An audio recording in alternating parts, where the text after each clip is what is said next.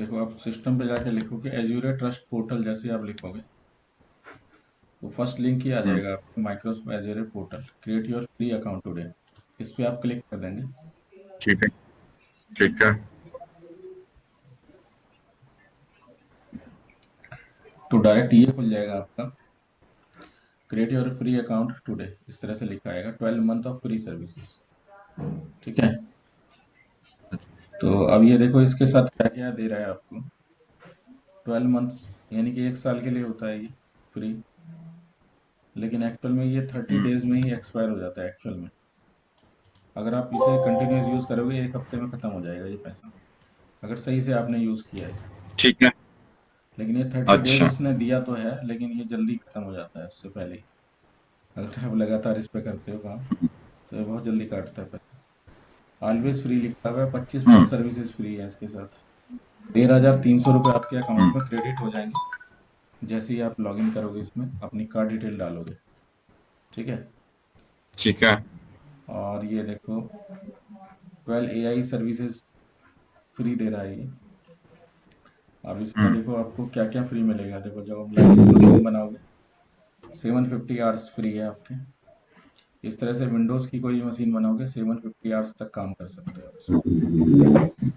Storage आप लेते हो डिस्क, उसमें इंसर्ट करते हो तो उसमें 64 GB की 2 डिस्क आपको मिलेंगी। ठीक है, और BLOB स्टोरेज 5 GB का मिलता है, तो 5 GB में आप कुछ भी रख सकते हो अपना। ये मैसिव स्टोरेज होता है, 5 GB नाम के लिए है। ठीक है, बस क्योंकि लिमिटेड ही दे रखा है इसने 5 GB, क्योंकि अगर लार्ज डेटा है तो आपको परचेज ही करना पड़ता है। फाइल स्टोर करने के लिए, जैसे फाइल वगैरह रखनी है, कुछ शेयर फाइल या कुछ रखनी है, तो उसके लिए 5 GB। SQL सर्वर के लिए 250 GB डेटाबेस के लिए। ठीक है, कॉस्मो DB के लिए इसने दे रखा है 400 RU पर सेकेंड। ये यूनिट होती है, रन टाइम यूनिट्स होती हैं ये, जैसे ट्रांजेक्शन्स होती है ना एसक्यूएल के अंदर, तो कितनी ट्रांजेक्शन पर सेकंड कर रहा है, जैसे CPU प्रोसेस करता है ना हम्म। इनपुट आउटपुट पर सेकंड, जैसे कोई भी आप ट्रांजेक्शन्स करते हो तो CPU उसको एग्जीक्यूट करता है। CPU की तो हम नापते हैं IOPS में, इंस्ट्रक्शंस पर सेकंड। तो इसकी जो होती है RU होती है, रिक्वेस्ट यूनिट पर सेकंड होती है इसकी डेटाबेस की, तो 400 RU पर सेकंड। ठीक है, 15 GB बैंडविड्थ, यानी कि टोटल बैंडविड्थ कितनी ट्रांसफर आप कर सकते हो मैक्सिमम, तो 15 GB से ऊपर आप ट्रांसफर नहीं कर सकते इसमें। ठीक है, इसके अलावा 5000 ट्रांजेक्शन्स कर सकते हो आप। मशीन लर्निंग टेक्नोलॉजी है, तो मशीन लर्निंग के कोई भी आप प्रोग्राम यूज़ कर रहे हो तो उसमें एक साथ जो है आप 5000 ट्रांजेक्शन्स कर सकते हो, ये मैक्सिमम दे रखी है। तो ये सारी सर्विसेज आपको मिल रही है इसमें फ्री। ठीक है, अभी बहुत सारी सर्विसेज हैं, जैसे फंक्शन यूज़ कर सकते हो, ऐप सर्विस यूज़ कर सकते हो, कॉस्मो DB है। ठीक है, ये सारी इंटीग्रेशंस के लिए हैं आपकी। ये कंटेनर, मैसिव कंटेनर्स चलाने के लिए, मतलब मल्टीपल कंटेनर्स के लिए कुबरनेट्स। ठीक है, डेवऑप्स लैब अलग है इसमें, डेवलपर के लिए, ये भी डेवलपर के लिए इंटीग्रेशन के लिए। ठीक है, तो ये आपको सारा कुछ मिलता है। अब अकाउंट कैसे बनाना है, क्लिक करेंगे यहाँ पे स्टार्ट फ्री पे,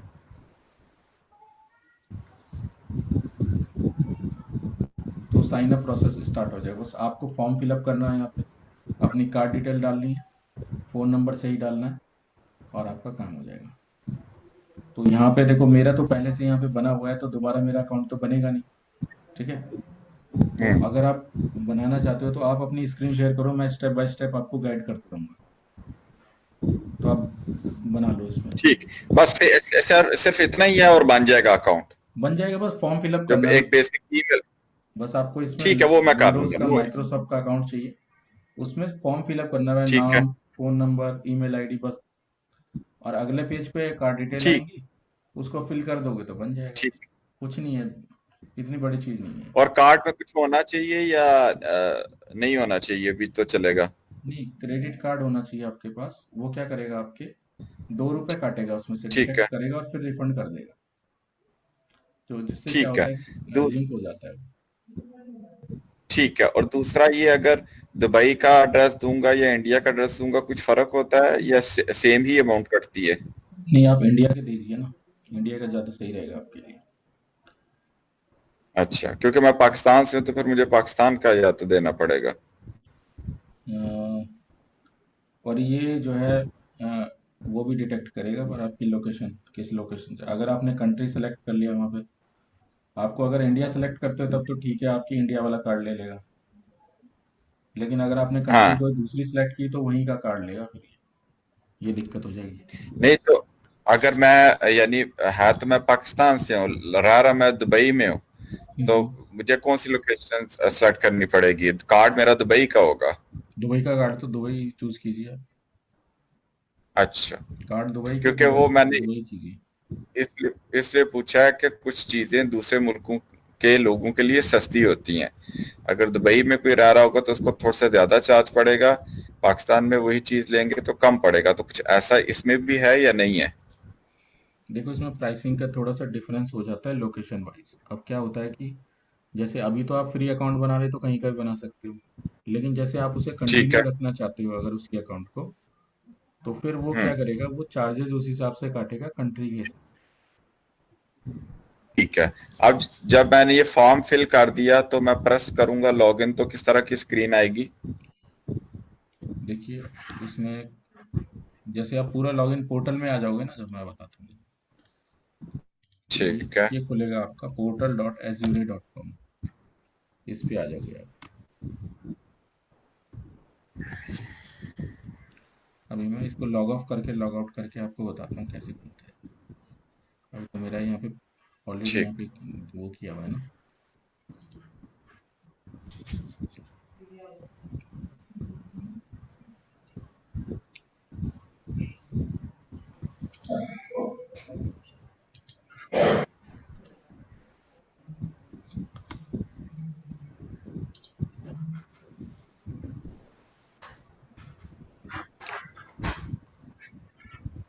यहाँ पे देखो आप, जैसे ये लॉगिन आएगा ना, जैसे इसमें आ रहा है, जैसे मेरा तो यहाँ ठीक पे है। मैंने एक्चुअल में सेव कर दिया इसलिए पूछ नहीं रहा है मुझसे। नहीं तो यहाँ पे जैसे ईमेल आईडी डालोगे, ठीक है। पासवर्ड पूछेगा, एंटर मारोगे, आप अंदर आ जाओगे। ये आपका एज्योर ठीक है। पोर्टल खुल जाएगा आपका, और यहीं पे आपको काम करना होगा। देखो साइड में ये मेनू बार ठीक है। आती है, यही चीजें यहाँ साइड में भी ठीक आ है। रही हैं और यहाँ पे भी आ रही हैं। तो जो फ्रिक्वेंटली यूज करते हैं ठीक। चीजें वो सामने दिखाई देती हैं। ये पूरा आपका डैशबोर्ड हो गया एक तरीके से। ठीक है, और यहाँ से ठीक भी है। चीजें आप चूज कर सकते हो, और यहाँ से भी कर सकते हो। यहाँ पे आपको बताएगा ठीक है। कितना अमाउंट आपके खाते में बचा है। अगर अभी आपने कार्ड डाला है तो आपको 13,300 रुपये दिखाएगा इंडिया के हिसाब से। बाकी तो डॉलर में दिखाएगा और किसी दूसरी कंट्री में होगा।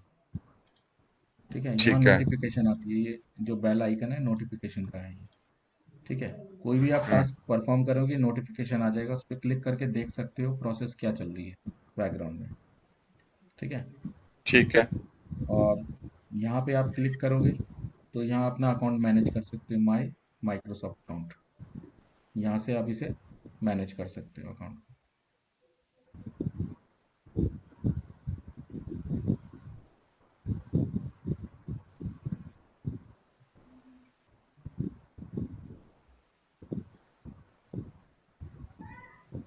जो भी आपके सब्सक्रिप्शन हो गए वहाँ दिखाई देंगे। जैसे आपने ऑफिस का भी ले रखा है सब्सक्रिप्शन तो ऑफिस का दिखाई देगा, वन ड्राइव है, या जो जो सब्सक्रिप्शन आपने माइक्रोसॉफ्ट से परचेज किए हैं वो पूरी प्रोफाइल आ रही है ये।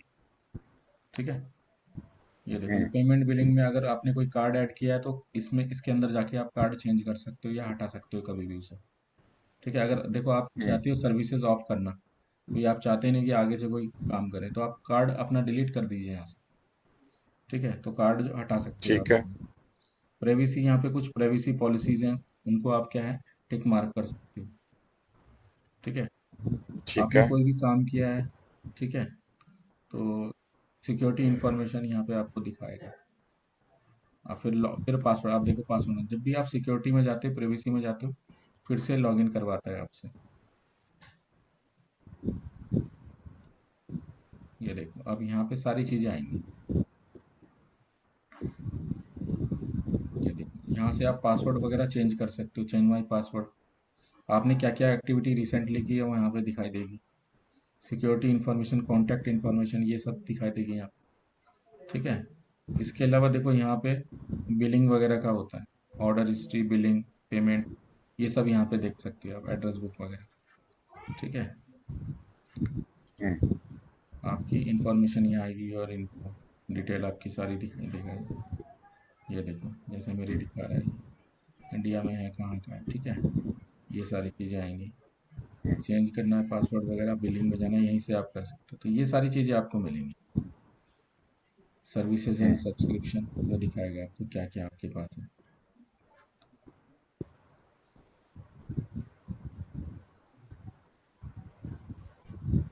ठीक है।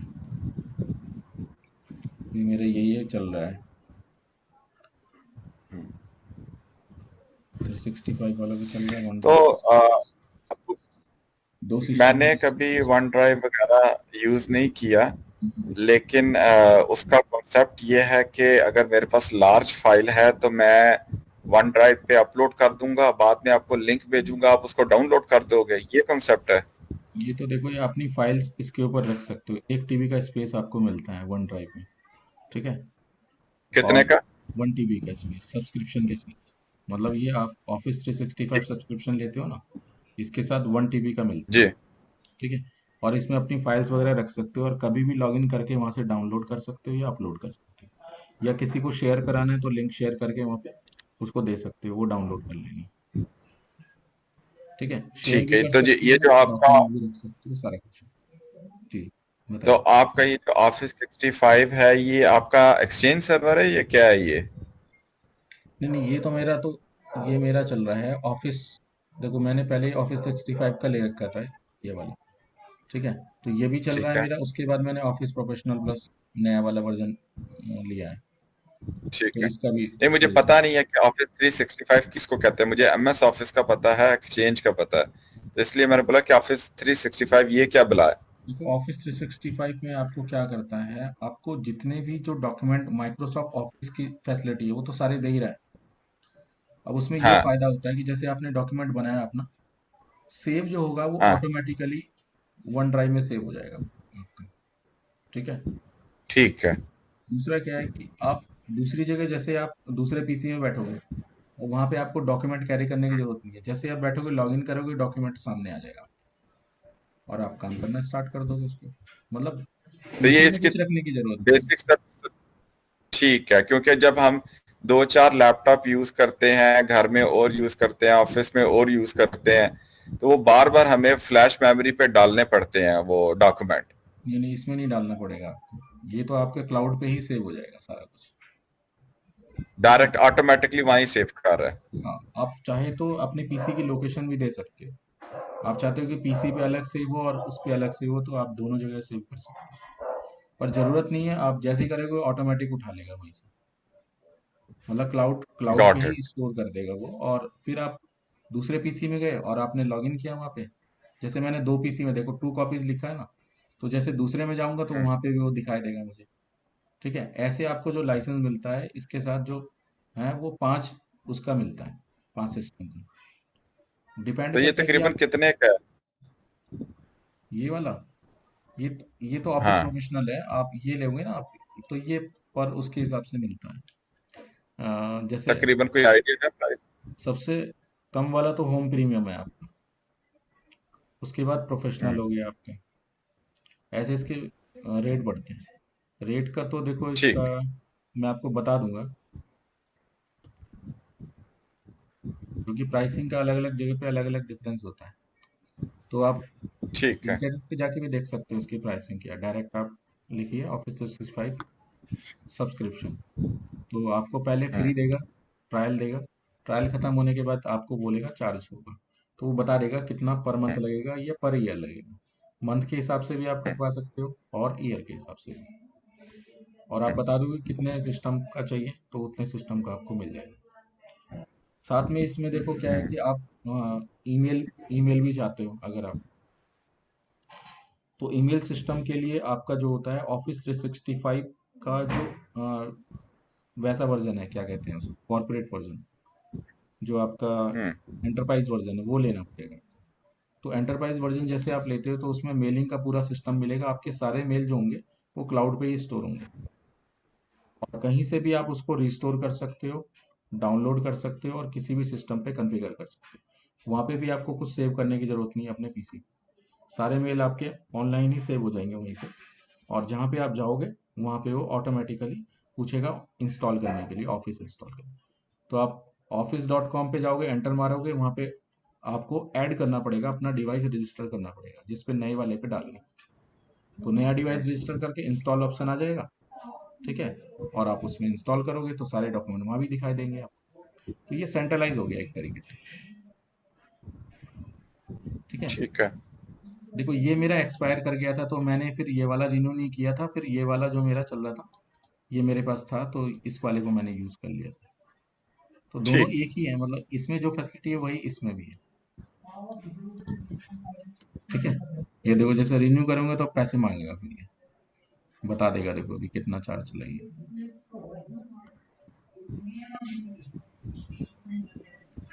ये देखो 5299 पर ईयर, ईयरली तो इतना चार्ज है आपको, ये देखो। हम्म।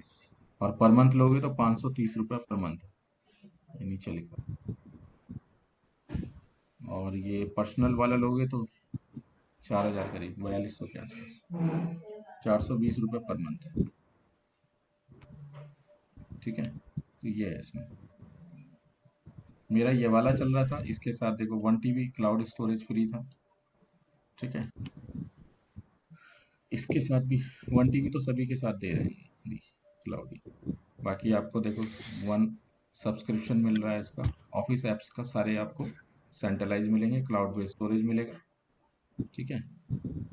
और 5 डिवाइसेस कम से कम आप इसमें यूज कर सकते हो, इसमें 6 है, तो ये जो 6 आपको लेने की जरूरत माइक्रोसॉफ्ट थर्टी नहीं। 365 फैमिली है, तो ये मैं मेरी वाइफ अलग अलग से अपनी फाइल्स रख सकते हैं, अलग हाँ, अलग से यूजर नेम पासवर्ड होगा इसका? लॉगिन तो एक ही रहेगा, ठीक है। लॉगिन अकाउंट तो एक ही रहेगा जिससे आप लॉगिन करोगे, जैसे आप साइन इन करोगे ना, तो आपके अकाउंट से ही हाँ। मतलब आपको लॉगिन करना पड़ेगा उस पीसी में जहां आप इंस्टॉल कर रहे हो।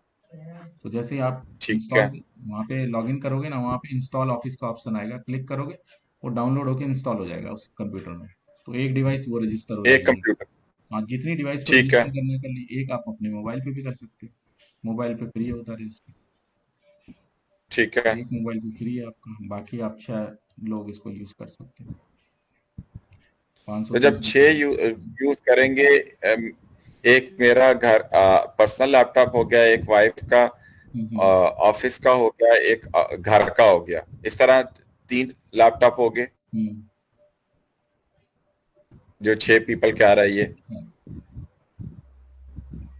एक साथ 6 डिवाइस पे आप रख सकते हो अपना डेटा, मतलब सिंक हो जाएंगे वो आपस में, जो भी अच्छा, डॉक्यूमेंट है सिंक हो सबके जाएगा। सबके दिखाई देंगे एक ही जगह पे। ठीक। लॉगिन एक ही चलेगा आपका, अगर लॉगिन चेंज करोगे तो फिर आपको नहीं दिखाई देगा, उसी लॉगिन से ठीक। आप इंस्टॉल कर सकते हो, तो ये है। ठीक।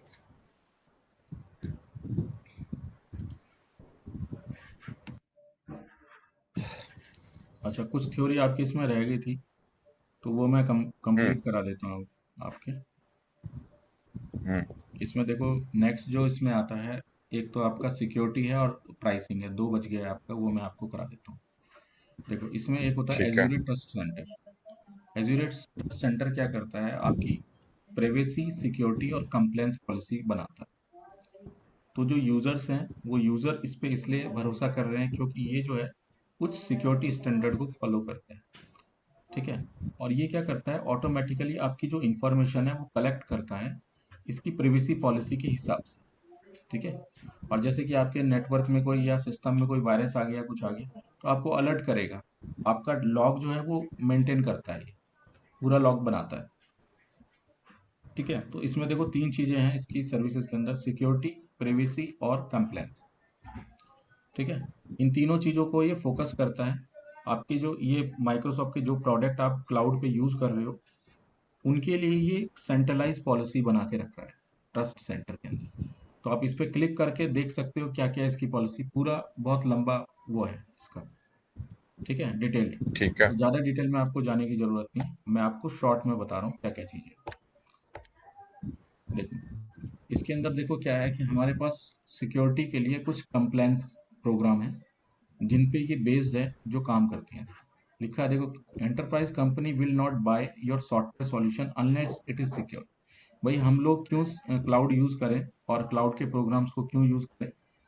क्योंकि जब तक वो सिक्योर नहीं है वो कोई से बाय नहीं करे। क्योंकि लोगों का भरोसा क्यों है? क्योंकि ये कुछ कंप्लेंस पॉलिसीज को यूज करता है। तो उसमें कौन कौन से कंप्लेंस यूज करता है? NIST 853, PIPADA complaint, HIPPA, FIPS, इनके बारे में बताता हूँ अभी। ये कुछ कंप्लेंट्स है, ये देखो। इसके अलावा देखो, criminal justice information services, cloud security alliance certification और GDPR। देखो GDPR करंट हाल ही में लॉन्च किया गया यूरोपियन कंट्रीज के लिए। तो यूरोपियन यूनियन ने अभी फेसबुक पे चार्ज लगाया था ना, फेसबुक ने हम्म। अ, जो यूजर्स की वो डेटा कलेक्ट किया था और उसको सेल कर दिया था। मतलब उनकी ईमेल आईडी, फोन नंबर, और मतलब सेल कर दिया था। और वो चीज उन्होंने क्या किया, मतलब जांच करी तो उसमें पाया गया कि फेसबुक ने ऐसा किया है। तो फेसबुक का जो मालिक था, ठीक है, उसको वहां पे जी। कोर्ट में वो कर दिया, उसके ऊपर केस हो गया। हम्म। क्योंकि उसके बाद जाके उन्होंने क्या किया, भाई इस तरह से सारी कंपनियां कर रही थी, तो उन्होंने कहा कुछ प्राइवेसी नहीं है, जो पब्लिक के लिए कुछ प्राइवेसी नहीं है, तो एक लॉ बनाना चाहिए। तो उन्होंने एक लॉ लॉन्च किया GDPR के नाम से, general data protection regulation act है ये। हम्म। तो इसमें हम्म। बहुत ही मतलब पनिशमेंट बहुत टफ है इसकी। तो हर कोई अब हम्म। इससे डरने लगा है GDPR जब से हुआ। तो कंपनी जब भी कोई डेटा कलेक्ट करती है किसी भी यूजर का, ठीक है, तो वो इस कंप्लेंट पॉलिसी को हम्म। ध्यान में रख के ही करती है। ठीक है, अगर किसी ने कंप्लेन कर हम्म। दी कि भाई मुझे कोई फोन कॉल कर रहा है इस नंबर से, और तो क्या होगा, अब आपकी इंफॉर्मेशन उसके पास कैसे गई इसकी जांच होगी। ठीक है, तो अब जैसे मोबाइल कंपनीज है, उसने लीक किया डेटा या कहीं किसी ने भी लीक किया, तो उसकी जांच होगी। अगर वो पकड़ा गया तो बहुत मतलब सख्त सजा है इसके लिए। तो इसलिए इन्होंने हम्म। रूल निकाल दिया। जैसे कि मान के चलते हैं, आपने एक रिज्यूमे किसी जॉब वेबसाइट पे वो कर दिया पब्लिश। अब क्या है कि उस जॉब वेबसाइट ने किसी और को दिया वो रिज्यूम, और उसने आपको कॉल कर लिया, ठीक है, तो आप हम्म। बोलोगे भी है कि GDPR के अकॉर्डिंग मैंने तो आपको रिज्यूम दिया नहीं, आपने मेरा रिज्यूम कहाँ से उठाया? तो बोलेगा इस कंपनी से उठाया मैंने। उसे बताना पड़ेगा। हम्म। अगर वो नहीं बताएगा, तो अगर आपने कंप्लेन कर दी तो वो फिर कंपनी क्लोज ही कर देंगे उस कंप्लेन को। मतलब इतने सख्त रूल हैं हम्म। यूरोपियन यूनियन के। हम्म। तो एक तो ये नया आ गया प्रोटेक्शन लॉ, तो ये क्लाउड के ऊपर भी अप्लाई हो, ठीक है। हम्म। तो इसके लिए जैसे आप कहीं पे भी आप किसी भी कंट्रीज के अंदर, अगर आप US है, UK है, कनाडा, इन सब में जगह कहीं भी जाते हो, तो सबसे पहले आपको बोलेंगे GDPR के बारे में जानते हो कि नहीं जानते हो। तो उसकी ट्रेनिंग दी जाती है हम्म। आपको 1 महीने की, GDPR की। तो उसका सर्टिफिकेशन पास करोगे, उसके बाद सिक्योरिटी में आपको अंदर लिया जाता है। तो ये चीज़ है। हम्म। तो ये अब जरूरी हो गई है। बाकी ये सब कंप्लायंस है, सर्टिफिकेशन है जो कंपनी लेके रखती है। वो बताती है कि हमारी सिक्योरिटी इतनी टाइट है, तो हमने ये सर्टिफिकेशन अचीव कर रखे हैं। तो इनकी टेस्टिंग होती रहती हम्म। है टाइम टू टाइम। जैसे उसमें एक टीम आती है, जैसे अलग अलग कंपनीज है, अब हम्म। जिस भी कंपनी का आपने सर्टिफिकेशन लिया हुआ है या आपने सर्टिफाइड हो, तो कंपनी आपको इंस्पेक्शन हम्म। करेगी ईयरली, ठीक है, साल में एक बार आएगी और सारे डॉक्यूमेंट आपके चेक करेगी। कहीं पे अगर उनको कोई भी प्रॉब्लम नजर आती है, तो वो आपको आगे से सर्टिफिकेशन अप्रूव नहीं करेगी। ठीक है, तो ये चीज होती है। हम्म। तो इस तरह की ये बहुत सारी कंपनीज है जो ये प्रोवाइड कर रही है। ये देखो, ये पुरानी है, ये सब ये पहले यूज होती थी सारी, ठीक है, अब भी यूज हो रही है। जैसे HIPAA, ये आपकी हेल्थ प्रोटेक्शन के लिए होती है। US federal law for regulates patient protected health information, HIPAA। तो जैसे कि कोई सॉफ्टवेयर वगैरह आप लॉन्च करते हो, ठीक है, तो और उसके अलावा जैसे कोई सिस्टम, आपने कोई इलेक्ट्रॉनिक गैजेट्स वगैरह, तो इनके पास जाना पड़ता है उसको अपना गैजेट लेके। और वो क्या करते हैं, वो ये जांच करते हैं कि क्या ये ह्यूमन के लिए सही है, क्या उसको ये हार्म तो नहीं कर रहा। ठीक है, इसमें जो रेगुलेटरी है उसके अकॉर्डिंग ये चेक करते हैं भाई इतना जो है इसमें, जैसे रेडिएशन निकल रहा है जैसे किसी चीज़ में, तो वो बताएंगे इससे अगर ज़्यादा है तो वो ये गैजेट्स अप्रूव नहीं करेंगे, तो HIPAA पे बोल देगा कि भी नहीं, आपका पास नहीं हुआ है। ठीक है। तो ये सारी स्टैंडर्ड्स होते हैं, तो जो कंपनी इनको मीट करती है, लोग उन पे ज़्यादा भरोसा करते हैं। ठीक है। तो इसी तरह से एक ISO है। अगर आपने कंपनी ने ISO मेंटेन किया हुआ है तो मानेंगे कि ये कंपनी टॉप प्रीमियर कंपनी है। तो ISO में अलग अलग स्टैंडर्ड्स होते हैं। ठीक है। जैसे यहाँ पे क्लाउड के लिए 27018 स्टैंडर्ड है, तो इसको उन्हें लेना पड़ेगा, इसको प्रैक्टिस में लाना पड़ेगा। इस स्टैंडर्ड के अकॉर्डिंग उनको अपनी जो सॉफ्टवेयर है उनको चलाना पड़ेगा, अपने डिवाइसेस को चलाना पड़ेगा, उनके कंप्लेंट्स को मानना पड़ेगा। तो ये सारे स्टैंडर्ड्स हैं। ठीक है। जैसे IDA सिंगापुर, इन्होंने अलग बनाया है अपना स्टैंडर्ड। ये भी क्लाउड प्रोवाइड, ये सब आप क्लाउड के लिए देख रहे हो, तो ये सब क्लाउड प्रोवाइडर हम्म, सर्विसेज या CSP के लिए ही जरूरी है। हम लोगों के लिए जरूरी नहीं कि ये वाला सर्टिफिकेशन लेना, नहीं। ये सिर्फ क्लाउड हम्म, प्रोवाइडर अपने लिए लेके रखेंगे, जिससे वो कस्टमर को बताएं कि हमारी जो क्लाउड सर्विसेज है वो सिक्योर है। That's it. ठीक है। हम्म। बस इनके बारे में आपको जानना है कि ये नाम क्या क्या है, कौन कौन से रूल ये यूज करते हैं। जैसे national institute of standard and technology, NIST, cyber security framework, CSF। ये देखो, voluntary framework for consist of standard guidelines and best practices for managing cyber security risk. तो ये क्या करेगी, जैसे आपने NIST का सर्टिफिकेशन लेना है और आपकी कंपनी चाहती है कि भाई NIST का लेना है और मैं क्लाउड प्रोवाइडर भी हूँ। ठीक है। तो वो सारे आपके पूरे इंफ्रास्ट्रक्चर को टेस्ट करेंगे, कई दिनों तक टेस्ट करेंगे, उसके बाद जाके वो अप्रूव करेंगे कि हाँ, आपके सारे कंप्लेंट्स जो हैं इसको मीट करते हैं। ठीक है। सारी सिक्योरिटी स्टैंडर्ड आपके मीट करते हैं। अगर कोई भी स्टैंडर्ड आपका नहीं मीट करेगा तो वो आपको सर्टिफिकेशन नहीं देंगे। तो आपका सिस्टम पूरा अटैक प्रूफ होना चाहिए, तभी ये आपको लाइसेंस देंगे, मतलब ये सर्टिफिकेशन देंगे। ठीक है। तो ये अलग अलग, अब जैसे यूके वालों का ये है, तो यूके में रहोगे तो ये वाला लेना पड़ेगा। तो अलग अलग उसके लिए, अलग अलग कंट्रीज में अलग अलग चलते हैं। तो ये कुछ कॉमन स्टैंडर्ड है जो यूज करते हैं। FIPS है, फेडरल इंफॉर्मेशन प्रोसेसिंग स्टैंडर्ड, अधिकतर ये US के ज्यादा है इसमें। ठीक है। तो US जब ये और यूके ये वाले इतने ज्यादा। स्टैंडर्ड शो कर रहे हैं, हम्म। तो ये इसका मतलब ये है कि माइक्रोसॉफ्ट अजूर ये सारे स्टैंडर्ड यूज करता है। हाँ। जो ठीक है। जो जो स्टैंडर्ड एज्योर के अंदर है वो सारे इसमें आ रहे हैं। ये सब स्टैंडर्ड यूज ठीक। करेंगे। देखो, US और कनाडा गवर्नमेंट ने बनाया है ये FI। तो अगर US कनाडा वालों से अप्रूव करवाना है तो ये वाला लेना पड़ेगा। तो ये सब उन्होंने ले रखे हैं, एज्योर वाले ने सब ले रखे हैं, क्योंकि इसमें बहुत पैसे खर्च होते हैं उनके, क्योंकि बहुत कई महीनों तक इनका चलता है काम, उसके बाद चलते हैं ये। ठीक है। ये अभी मैं आपको बताऊंगी, ये आपकी नेटवर्क सर्विसेज थी जो मैंने लास्ट टाइम आपको बताई थी, ये सारी। ये बीच में आ गया।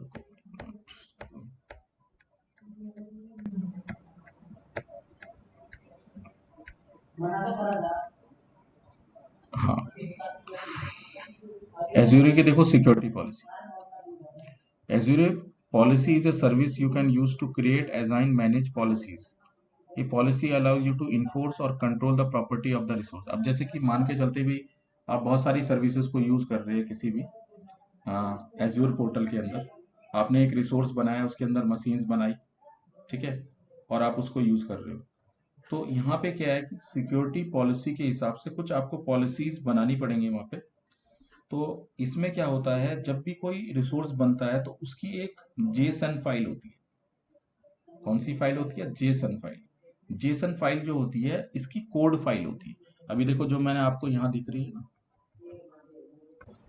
इसका टेम्पलेट यहाँ पे दिखाता हूँ।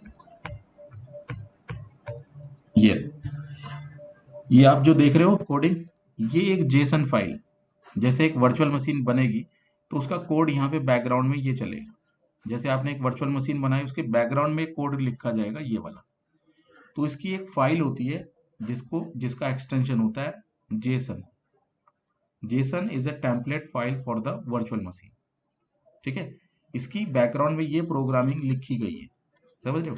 जैसे हम क्या करते हैं, एक वेब पेज देखते हैं तो उसका HTML कोड होता है ना, है ना? तो उसी तरह से क्या है कि जी जी। जितने भी रिसोर्सेस जो एज्यूरे के ऊपर बन रहे हैं, उसका एक कोड लिखा जाता है, जो कोड होता है जेसन। यहाँ पे HTML नहीं होता, यहाँ पे इसको कहते हैं जेसन कोड। जेसन कोड जो होता है इसका बैकग्राउंड में चल रहा होता है। जैसे आप कोई भी रिसोर्स बनाएंगे, वर्चुअल मशीन बनाया या कंटेनर बनाया या कुछ भी बनाएगा, उसके बैकग्राउंड में ये पूरा कोड होता है। ये देखो, जैसे इसमें आप देखो क्या लिखा आ रहा है, स्कीमा, यानी कि इसने ये चीज कहाँ से उठाई है। स्कीमा जो होती है, स्कीमा जो इंफॉर्मेशन होती है वो होती है इसके क्लासेस और एट्रीब्यूट की। यानी कि कहने का मतलब है कि जो एज्यूरे का जो फंक्शन काम कर रहा है, वहां से ये कॉल करेगा इस चीज को। अब इसने देखो कॉल किया इसको, schema management dot Azure dot com, schema का पार्ट कौन सा है, इस टेम्पलेट का पार्ट है। तो इस टेम्पलेट को कॉल किया जब मशीन बन रही है, ये देखो। और उसके अंदर क्या क्या रिसोर्सेज यूज करे वो सारे यहाँ पे इसके अंदर लिखा है, देखो। Resources type is equal to Microsoft compute slash virtual machine. यानी कि ये जो आप देख रहे हो सामने वो वर्चुअल मशीन का टेम्पलेट है, उसका नाम लिखा आ रहा है। उसकी प्रॉपर्टीज के अंदर अभी देखो प्रॉपर्टीज कुछ नहीं है आगे। हार्डवेयर प्रोफाइल जो आप यूज करोगे, वीएम का साइज कौन सा सिलेक्ट किया, A4 साइज, ठीक है। तो ये सब पूरा जो आप देख रहे हो ये एक टेम्पलेट होता है जिसे कहते हैं जेसन टेम्पलेट। जब भी कोई रिसोर्स आप बनाते हो उसके बैकग्राउंड में उसकी कोडिंग ऑटोमेटिकली इंसर्ट हो जाती है।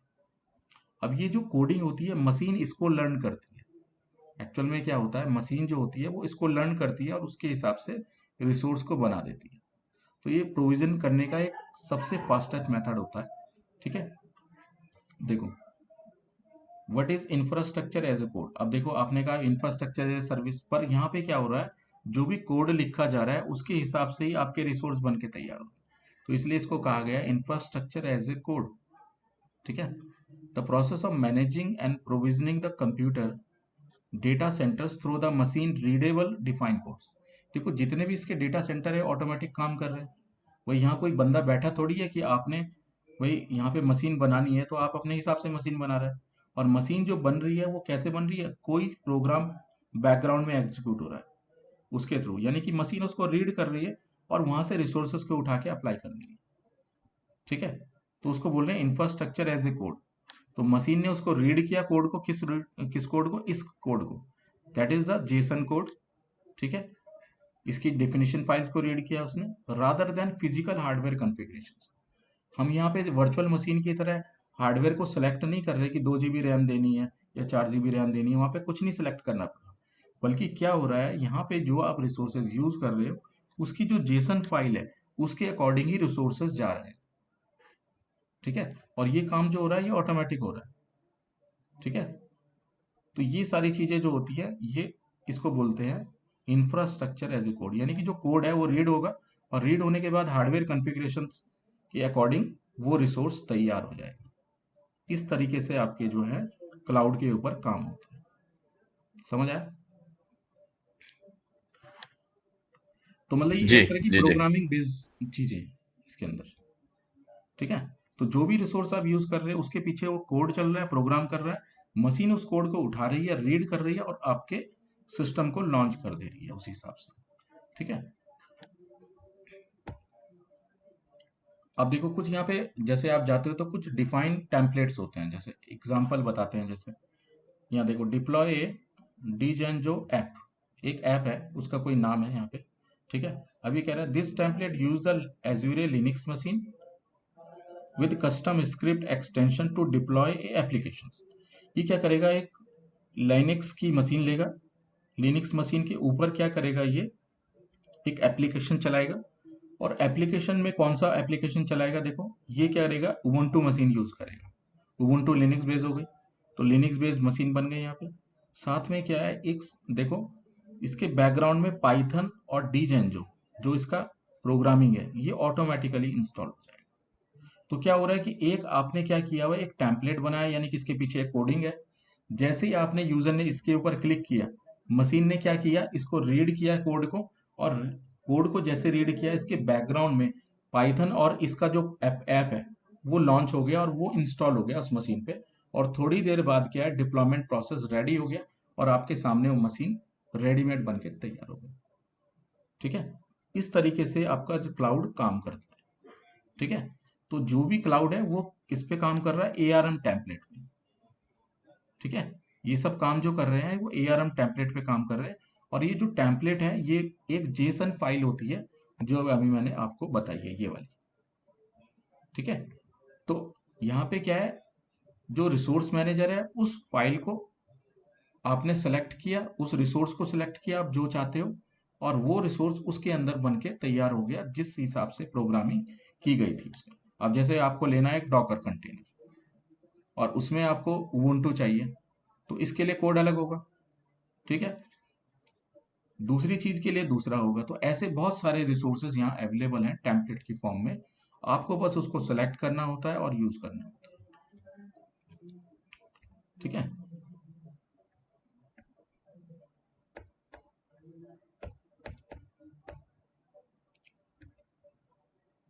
ये देखो एज्यूर सिक्योरिटी सेंटर की बात हो रही है यहाँ पे। तो अब देखो क्या होता है कि यहाँ पे एज्यूरे का जो सिक्योरिटी सेंटर है, यानी कि मैंने आपको बताया था कि ये बहुत सारी चीजें आपकी यूजर की कलेक्ट करता रहेगा, साथ में कुछ कंप्लायंस पॉलिसीज जो हैं कौन कौन सी मीट हो रही है वो आपको दिखाता रहेगा। तो देखो एज्यूरे का जो सिक्योरिटी सेंटर है उसके अंदर देखो पॉलिसी एंड कंप्लायंस लिखा हुआ रहा है, ठीक है। कौन कौन से रेगुलेटरी कंप्लायंस इस पे अप्लाई हो रहे हैं वो आपको दिखा रहा है, जो जो आप रिसोर्सेज यूज कर रहे हैं उसके हिसाब से है ये, ठीक है। सब्सक्रिप्शन का लेवल कौन सा है, कितने रिसोर्सेज आपने अभी यहाँ पे यूज किए हैं, ठीक है। उसके हिसाब से कि आपको कोई प्रॉब्लम तो नहीं आ रही है, तो अगर कोई प्रॉब्लम आ रही है तो उसका अलर्ट आपको दिखाएगा, और आपके सिस्टम पे या जो आप इंफ्रास्ट्रक्चर यूज कर रहे हैं उस पे क्या इम्पैक्ट होगा उसका, तो यहाँ पे आपको वो सारी चीजें दिखाता है, ठीक है। इसमें देखो यहाँ पे रेगुलेटरी कंप्लायंस में SOT TSP देखो 0 of 13 पास्ट, ये देखो कंट्रोल्स 2 of 23 पास्ट, मतलब इतने में से ये वाली चीजें पास हो चुकी हैं, कंप्लायंस पास है आपकी, जो जो आपने रिसोर्सेज किया देखो ISO का ये वाला चीज इसमें अप्लाई है इस रिसोर्सेज में। कुछ ऐसे होते हैं जो बीटा वर्जन में चल रहे होते हैं वो कंप्लायंस पास नहीं करते, तो उसको मना कर देता है ये, ठीक है। तो आपको ध्यान में रखना पड़ता है कि हाँ मेरे रिसोर्सेज जो हैं वो किस किस कंप्लायंस को पास कर रहे हैं, सिक्योरिटी स्टैंडर्ड को मीट कर रहे हैं। बहुत सारे ऐसे हैं जो सिक्योरिटी स्टैंडर्ड को मीट नहीं करेंगे, तो वो आपको बता देगा ये वाले मीट नहीं कर रहे जी, ये वाले, तो आप उन पे कम फोकस करोगे, मतलब उनको अपने इंफ्रास्ट्रक्चर में यूज करते समय ध्यान रखोगे, ठीक है। तो ये चीज़ है। फिर यहाँ पे देखो हाइजीन आ रहा है, सिक्योरिटी हाइजीन। अगर आपके सिस्टम में कोई अलर्ट आ रहा है किसी भी टाइप का सिक्योरिटी से रिलेटेड, देखो हाई सिक्योरिटी में 17 दिखा रहा है, इसके बाद मीडियम सिक्योरिटी में 8 दिखा रहा है, और लो सिक्योरिटी में 10। 79 रिसोर्सेज आपकी अनहेल्दी चल रही है, तो आपको बता रहे हैं, ठीक है। हेल्थ मॉनिटरिंग में ये देखो 39 कंप्यूट एंड एप्स, 39 है, उसमें आपके हेल्दी कौन है ये सारा पूरा ये उसका चार्ट बना दिया इसने, ठीक है। 20 आपके नेटवर्किंग यूज हो रहे हैं, ठीक है। 45 डेटा एंड स्टोरेज आपने यूज कर रखे हैं, 4 आइडेंटिटी एंड एक्सेस आप यूज कर रहे हैं, आइडेंटिटी सर्विसेज। तो ये पूरा जो होता है सिक्योरिटी सेंटर है, ये अलर्ट आपको बताता रहता है कि भाई आपकी जो चीजें हैं, आपका नेटवर्क का जो पोस्चर है वो सही जा रहा है कि नहीं जा रहा है, ठीक है। तो इसको इसलिए बोला जाता है unified infrastructure security management system, ठीक है। एज्यूर सिक्योरिटी सेंटर को बोला जाता है unified infrastructure security management system, ठीक है। ये आपके डेटा सेंटर को प्रोटेक्ट करता है, आपकी नेटवर्क सिक्योरिटी पोस्चर को बताता है, ठीक है। कितना वर्कलोड है, कोई थ्रेट तो नहीं आ रहा है आपके सिस्टम में, आपका क्लाउड की हेल्थ कैसी चल रही है, तो ये टोटल उस चीज को दिखाता है, ठीक है। तो इसलिए कहते हैं एज्यूर सिक्योरिटी सेंटर, ठीक है। इसके अंदर देखो एज्यूर एक्टिव डायरेक्टरी का भी बड़ा रोल है।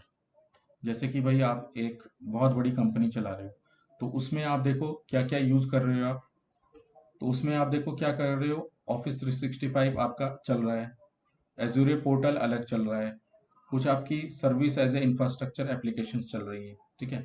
वो सारी आपके क्लाउड के ऊपर ही चल रही है, ठीक है। तो यहाँ पे क्या हो रहा है कि एक्टिव डायरेक्टरी जो है आपके ऑन इंफ्रास्ट्रक्चर पे भी चल सकती है और एजीरो के ऊपर भी चल सकती है। तो आपके जो एम्प्लॉयज होंगे वो क्या करेंगे, कभी भी पोर्टल पे लॉगिन करके आप अपने रिसोर्सेज को वहां पे देख सकते हैं जो एक्टिव डायरेक्टरी के थ्रू यूज हो रहे हैं। तो वहां पे क्या होता है, आइडेंटिटी एंड एक्सेस मैनेजमेंट जो है फीचर्स है एक्टिव डायरेक्टरी का, जिसमें आपके जितने भी एम्प्लॉयज हैं उनकी सबकी डिटेल आ गई होगी, ठीक है। वो कौन कौन सी एप्लीकेशंस को यूज कर रहे हैं, ऑफिस 365 अगर यूज कर रहे हैं तो कितना डेटा उन्होंने कलेक्ट किया है वहाँ पे, कौन कौन सी एप्लीकेशंस वो यूज कर रहे हैं, तो वो सारा जो है वो एज्यूर एक्टिव डायरेक्टरी का पार्ट है, ठीक है। अच्छा, मेरा यहाँ पर सवाल है, जी। जैसे हमारे नेटवर्क के अंदर डोमेन कंट्रोलर होता है, फिर शायद रीड ओनली डोमेन कंट्रोलर होता है या एडिशनल डोमेन कंट्रोलर होता है, ये तो अब मेरे ऑफिस में है फॉर एग्जांपल। तो ये जो आप अज्यूर एक्टिव डायरेक्टरी कह रहे हैं, तो लेट्स से मेरा जो पहला डोमेन कंट्रोलर वो मेरे पास दुबई में ऑफिस में पड़ा हुआ है, तो जो उसका एडिशनल डोमेन कंट्रोलर बनेगा या रीड ओनली डोमेन कंट्रोलर बनेगा वो एक्टिव डायरेक्टरी में बनेगा, ये आप कह रहे हैं, ऐसा पॉसिबल है? देखो देखो क्या होता है, ये जो क्लाउड सर्विसेज है ना, ये आपको प्रोवाइड कर रही है सेंट्रलाइजेशन। तो आप अलग से अपनी ठीक है। एक्टिव डायरेक्टरी इंस्टॉल ना करके इसकी एक्टिव डायरेक्टरी को यूज कर सकते हो, पहली चीज। अगर आप चाहते हो कि भैया अच्छा। मेरी कंपनी बहुत ही ज्यादा बड़ी है, अलग अलग सर्वर लगाने हैं, जैसे डीसी आपने बना हम्म। लिया, एडीसी बना लिया, आरओडीसी ये सब बना लिया, तो आप क्या कर सकते हम्म। हो, एडी कनेक्टर सर्विस आती है, उसको आप अपने सिस्टम पे इंस्टॉल करोगे और उस एडी कनेक्टर सर्विसेज के थ्रू एजूरे एडी को कनेक्ट कर दोगे। तो क्या होगा, जो आपके ऑन हम्म। प्रीमाइसेस जो रिसोर्सेज चल रहे होंगे, वो सारे सिंक हो जाएंगे एक्ट एजूरे एडी से।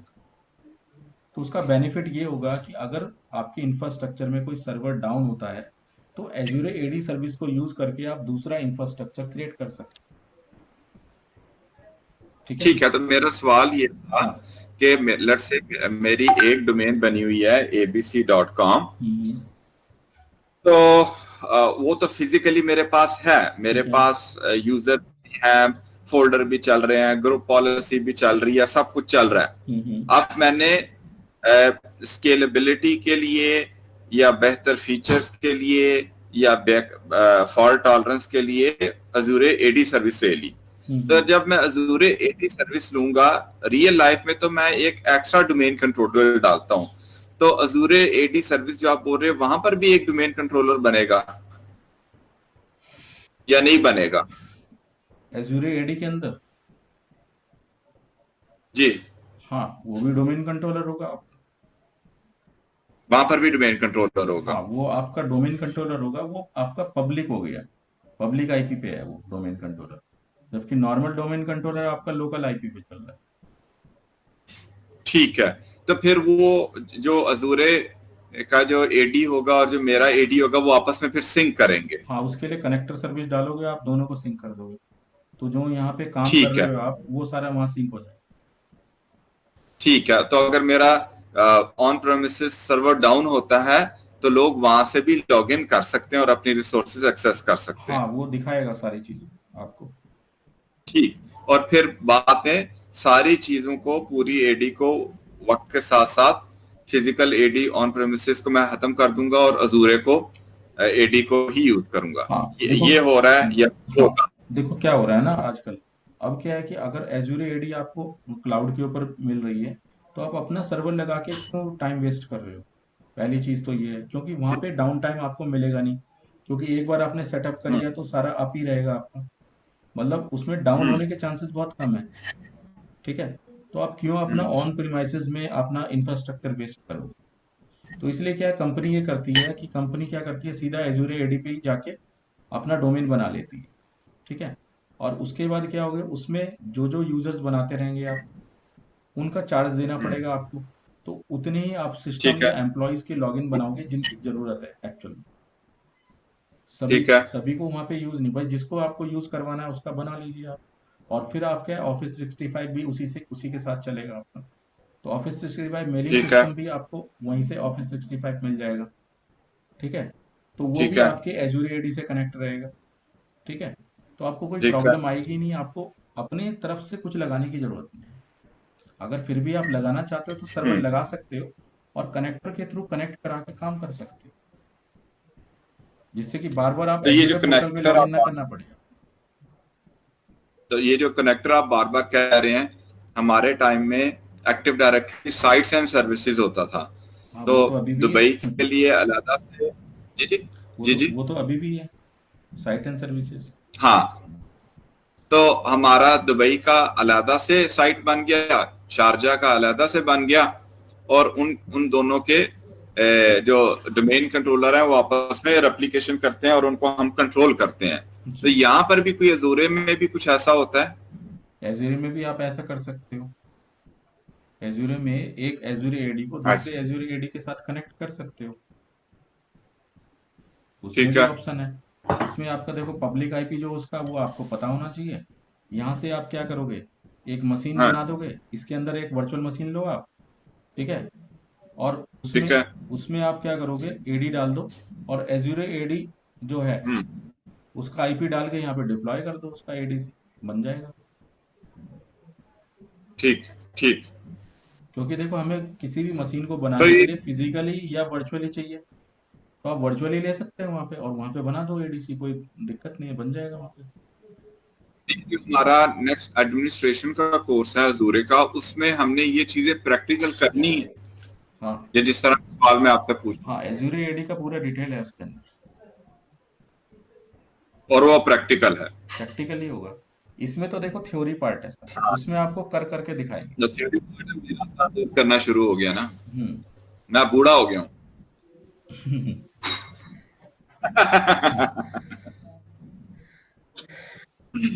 अभी तो वाइट बाल भी थोड़े थोड़े आना शुरू हो गया राइट साइड पे, यानी हो। चलें जी, चलें आगे। ठीक है। आपकी भी एज मेरे ख्याल में मेरी एज के पास ही है, हम्म। लॉगिन में तो दिखा रही थी। अच्छा। अच्छा, एक होता है यहाँ पे multi factor authentication. Multi factor ठीक है। ऑथेंटिकेशन का मतलब यही होता है कि भाई आप एक पासवर्ड को यूज कर रहे हो कहीं जगह, ठीक है, तो एक तो आपने हम्म, लॉगिन सिस्टम कर दिया, दूसरा क्या है कि मोबाइल के थ्रू भी ऑथेंटिकेट हो जाए, ठीक है, हाँ, second factor, third factor retina scan हो जाए, चौथा फैक्टर आप क्या है, अपना जो कार्ड है, कार्ड के थ्रू लॉगिन करें, स्मार्ट कार्ड के थ्रू, हम्म, चौथा फैक्टर हो। तो अलग अलग हम्म, फैक्टर्स के थ्रू लॉगिन करना ही मल्टी फैक्टर कहलाता है।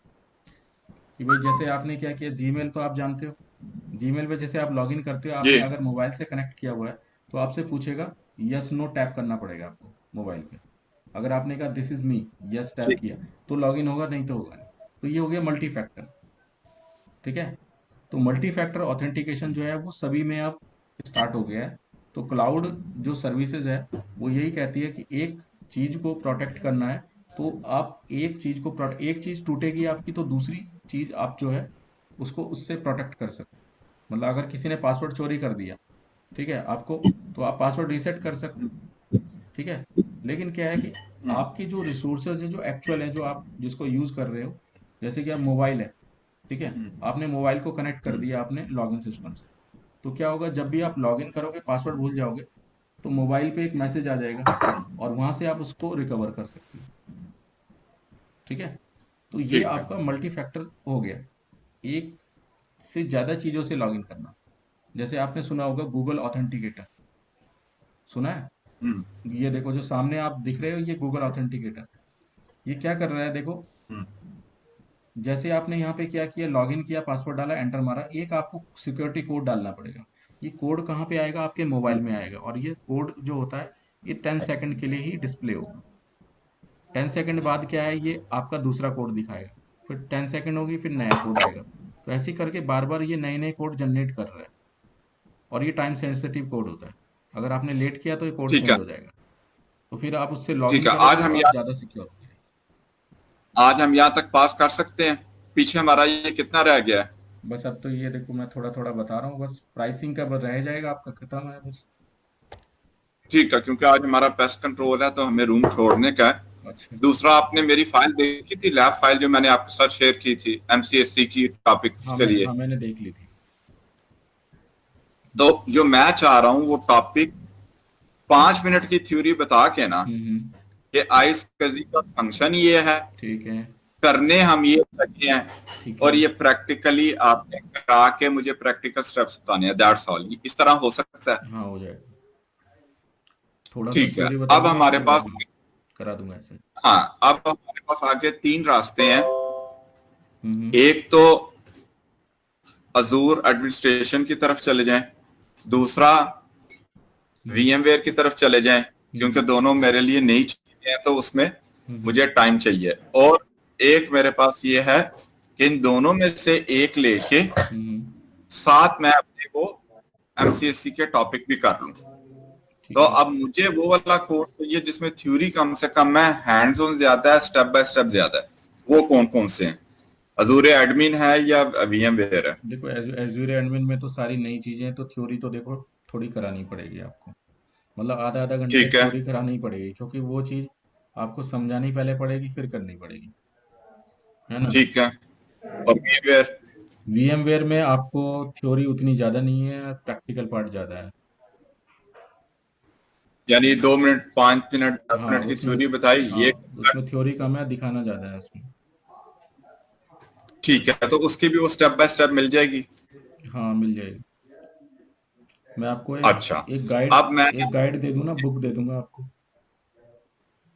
हाँ, जैसे मैंने आपके साथ ये MCSE की शेयर की है ना, मुझे इस तरह की चाहिए। नहीं, एक मेरे पास बुक है, उसमें सब है, स्टेप्स बने हुए हैं उसमें। ठीक। वो मैं आपको दे दूंगा। ठीक है, तो मैं ये 2-3 दिन में फाइनल कर लूंगा कि फिर हो सकता है हमें VMware पे पहले जाना पड़े। कोई बात नहीं, VMware। यानी हफ्ते में 2 दिन VMware हो गया, हम्म और एक दिन हमारा वो MCSE का टॉपिक हो गया। हम्म। तो 3 दिन ये हमारे बन जाएंगे। ठीक है, थोड़ा सा टाइम आपको देखो देना पड़ेगा इसमें, क्योंकि है ना, 2 घंटे कम से कम आपको देना ही देना है, तो तब आपका कोर्स पूरा हो ठीक। पाएगा। क्योंकि VMware थोड़ा लेंदी है, क्योंकि मशीनें बनना, चीजें तकरीबन बनना, चालीस रिसोर्स बनना, पचास इसमें घंटे टाइम जाता है थोड़ा सा।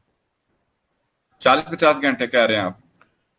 देखो, क्योंकि आप हैंड्स ऑन भी करोगे, मैं भी यहाँ से कराऊंगा, तो आपको प्रैक्टिस भी चाहिए उसमें, नहीं, क्योंकि वो प्रैक्टिस मैं कर लूंगा। आप मुझे सिर्फ वो जो हैंड्स ऑन है ना, 5-7 मिनट की थ्योरी दे के हैंड्स ऑन के जो स्टेप है ना, जो बुक में लिखे हुए हैं, वो करके दिखा देने और उनका मतलब बता देना, दैट्स ऑल। अगर कोई सवाल होगा तो मैं पूछ लूंगा। ठीक है।